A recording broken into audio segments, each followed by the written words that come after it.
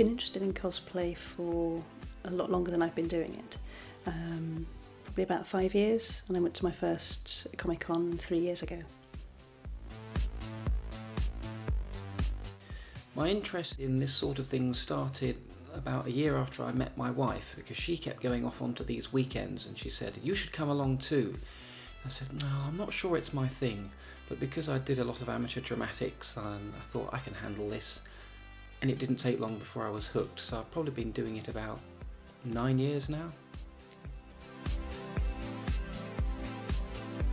I started dressing up and cosplaying when I was back in 2011.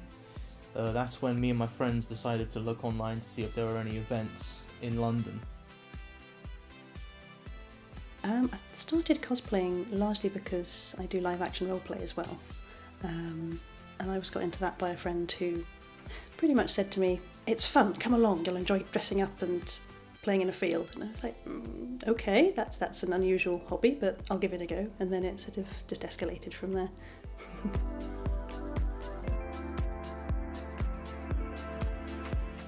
Costume-wise, I probably spend maybe £100 or £200 a year, not much really. The waistcoat itself came to probably £75, I think.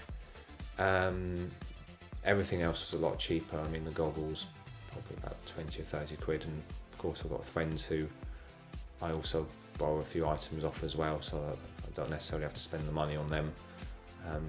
So I do keep within quite a tight budget. I don't spend very much money on costume. I make some of the stuff myself, and I've bought 1 or 2 bits. I bought the cloak, so I guess including weapons, I haven't spent more than about £400 on costume. My Jedi outfit cost nearly £400. The boots were over half that themselves because they're riding boots. But the lightsabers to go with it were over £200 each. They're ultra sabers. They're ready for combat. You can fight with them and duel with them without fear of breaking them. I spend on average around £100 to £200 per costume, but it really does depend on how extravagant the costume is. So a costume made out of leather is going to be more expensive than a costume made out of cloth. So like a costume can range between £100 to about £300-400 depending on the materials used. Normally for work, I dress quite smart, either corporate goth or just a suit, tie, shirt, that sort of thing. Not many of my work colleagues know about my sort of cosplay interests. The ones that do, I tend to only tell them if they're into it as well, otherwise they might look at me funny or comment on it perhaps. My work lifestyle differs quite largely from my cosplay lifestyle, which is something of a relief. I work in IT, so it's all very ordinary, very people orientated in terms of helping them out. Cosplay is the flip side, it's a bit of freedom. I don't get to many Comic-Cons because I do LARP, but on the Comic-Con side of it, I would say roughly £80 to £100 per event, and I maybe attend 1 or 2 of them a year. I haven't decided yet if I'm going to Comic Con this year or not. In previous years I haven't been because I haven't really thought of a character that I could actually get the kit together and look decent enough to go with. But I recently met someone who said you don't actually need to go as a particular character, you can go as a sort of character, so I might explore that this year.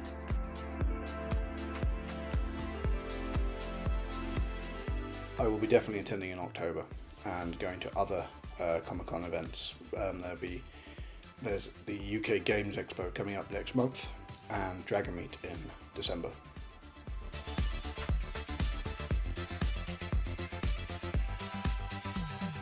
The whole event is one big community because you're all there for the same thing, but within that community there's also smaller communities where people like split up depending on like what they like.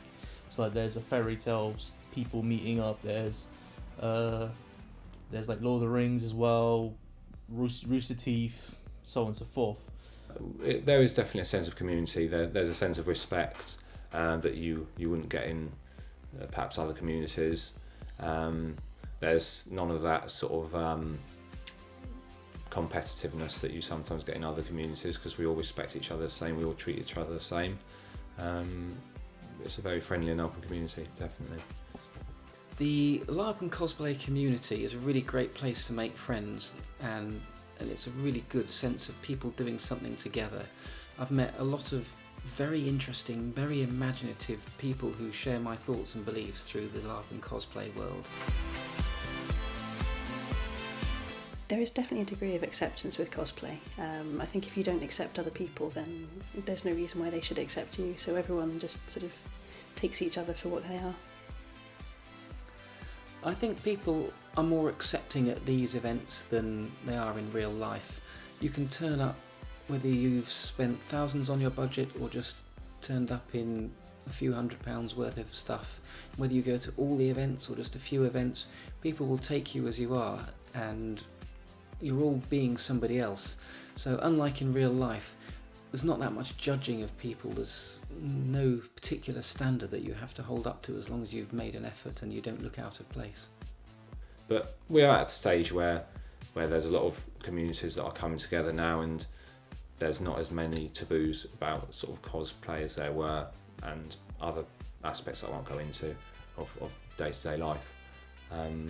It's definitely a generational thing though, because this generation, the previous generation, can look at cosplay and actually respect it and know what it's about, whereas the previous generations, they might be a bit confused about why you're dressed like that and that sort of thing. But Everyone is there for the fun of it.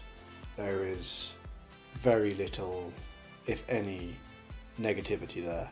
If someone's come along, and it doesn't matter if they're wearing a cardboard cutout of a costume or they've spent thousands of pounds on theirs, they are welcomed equally, because they are there for the same reason and the same enjoyment.